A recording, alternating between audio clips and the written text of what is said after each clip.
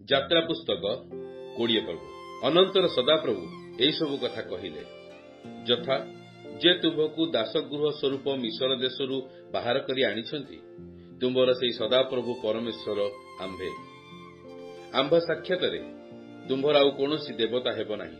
ତୁମ୍ଭେ ଆପଣା ନିମନ୍ତେ କୌଣସି ଖୋଦିତ ପ୍ରତିମା ନିର୍ମାଣ କରିବ ନାହିଁ, କି ଉପରିସ୍ଥ ସ୍ୱର୍ଗରେ, କି ନିଚସ୍ଥ ପୃଥିବୀରେ, କି ପୃଥିବୀର ନିଚସ୍ଥ ଜଳରେ ଥିବା କୌଣସି ବସ୍ତୁର ପ୍ରତିମୂର୍ତ୍ତି ନିର୍ମାଣ କରିବ ନାହିଁ। ତୁମେ ସେମାନଙ୍କୁ ପ୍ରଣାମ କରିବ ନାହିଁ, କି ସେମାନଙ୍କ ସେବା କରିବ ନାହିଁ।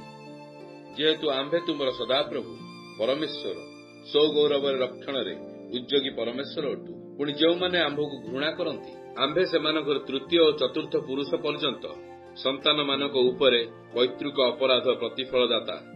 ମାତ୍ର ଯେଉଁମାନେ ଆମ୍ଭକୁ ପ୍ରେମ କରନ୍ତି ଓ ଆମ୍ଭର ଆଜ୍ଞା ପାଳନ କରନ୍ତି, ଆମ୍ଭେ ସେମାନଙ୍କର ସହସ୍ର ପୁରୁଷ ପର୍ଯ୍ୟନ୍ତ ଦୟାକାରୀ। ତୁମ୍ଭେ ଆପଣ ସଦାପ୍ରଭୁ ପରମେଶ୍ୱରଙ୍କ ନାମ ମିଥ୍ୟାରେ ନେବ ନାହିଁ। ଯେହେତୁ ଯେ କେହି ତାହାଙ୍କର ନାମ ମିଥ୍ୟାରେ ନିଏ, ସଦାପ୍ରଭୁ ତାହାକୁ ନିର ଅପରାଧ ଗଣନା କରିବେ ନାହିଁ। ବିଶ୍ରାମ ଦିନ ପବିତ୍ର ରୂପେ ପାଳିବାକୁ ସ୍ମରଣ କର। 6 ଦିନ ପରିଶ୍ରମ ଓ ଆପଣର ସବୁ କର୍ମ କରିବ। ମାତ୍ର ସପ୍ତମ ଦିନ ତୁମ୍ଭ ସଦାପ୍ରଭୁ ପରମେଶ୍ୱରଙ୍କ ବିଶ୍ରାମ ଦିନ ଅଟେ। ତହିଁରେ କି ତୁମେ ତୁମର ପୁତ୍ର କି ତୁମର କନ୍ୟା, ତୁମର ଦାସ କି ଦାସୀ, ତୁମର ପଶୁ କି ତୁମର ନଗର ଦ୍ୱାରବର୍ତ୍ତୀ ବିଦେଶୀ କେହି କୌଣସି କାର୍ଯ୍ୟ କରିବ ନାହିଁ।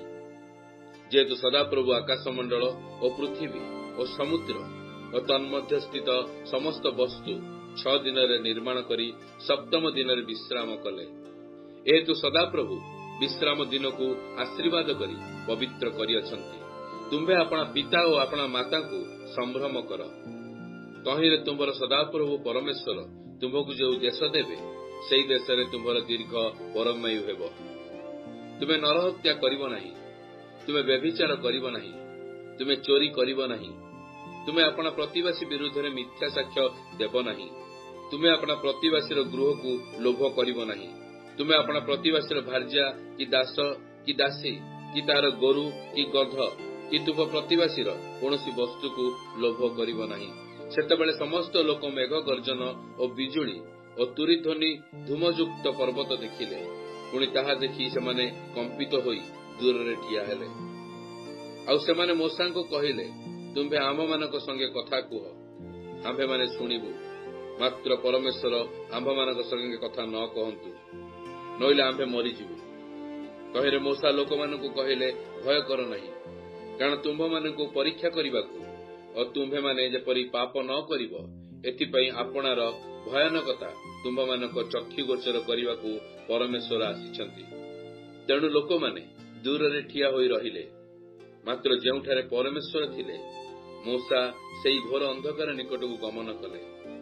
ଅନନ୍ତର ସଦାପ୍ରଭୁ ମୋଶାଙ୍କୁ କହିଲେ, ତୁମେ ଇସ୍ରାଏଲ ସନ୍ତାନଗଣକୁ ଏହି କଥା କୁହ, ଆମ୍ଭେ ଆକାଶରେ ଥାଇ ତୁମ୍ଭମାନଙ୍କ ସହିତ କଥା କହିଲୁ, ଏହା ତ ତୁମ୍ଭେମାନେ ନିଜେ ଦେଖିଲ। ଯେହେତୁ ତୁମ୍ଭେମାନେ ଆମ୍ଭର ପ୍ରତିଯୋଗୀ, ଅନ୍ୟ ଦେବତାଗଣ ନିର୍ମାଣ କରିବ ନାହିଁ।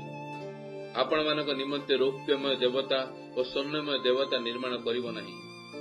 ତୁମ୍ଭେ ଆମ୍ଭ ନିମନ୍ତେ ଏକ ମୂର୍ତ୍ତିକାର ବେଦୀ ନିର୍ମାଣ କରିବ। ପୁଣି ତହିଁ ଉପରେ ତୁମର ମେଷ ଗବାଦି ହୋମବଳି ଓ ମଙ୍ଗଳାର୍ଥକ ବଳି ଉତ୍ସର୍ଗ କରିବ। ଆମେ ଯେଉଁ ପ୍ରତ୍ୟେକ ସ୍ଥାନରେ ଆପଣା ନାମ ସ୍ମରଣ କରାଇବା, ସେହି ପ୍ରତ୍ୟେକ ସ୍ଥାନରେ ଆମେ ତୁମ ନିକଟକୁ ଆସି ତୁମକୁ ଆଶୀର୍ବାଦ କରିବା। ଯେବେ ତୁମେ ଆମ୍ଭ ନିମନ୍ତେ ପ୍ରସ୍ତର ବେଦୀ ନିର୍ମାଣ କରିବ, ତେବେ ଖୋଦିତ ପ୍ରସ୍ତରରେ ତାହା ନିର୍ମାଣ କରିବ ନାହିଁ। କାରଣ ତହିଁ ଉପରେ ତୁମ୍ଭେ ଆପଣା ଅସ୍ତ୍ର ଉଞ୍ଚାଇଲେ ତାହା ଅପବିତ୍ର କରିବ। ଆଉ ତୁମର ଉଲ୍ଲଙ୍ଗତା ଆମ ବେଦୀ ଉପରେ ଯେପରି ଅନାବୃତ ନ ହୁଏ, ଏଥିପାଇଁ ତୁମେ ପାବଛ ଦେଇ ଆମ୍ଭ ବେଦୀ ଉପରକୁ ଉଠିବ ନାହିଁ।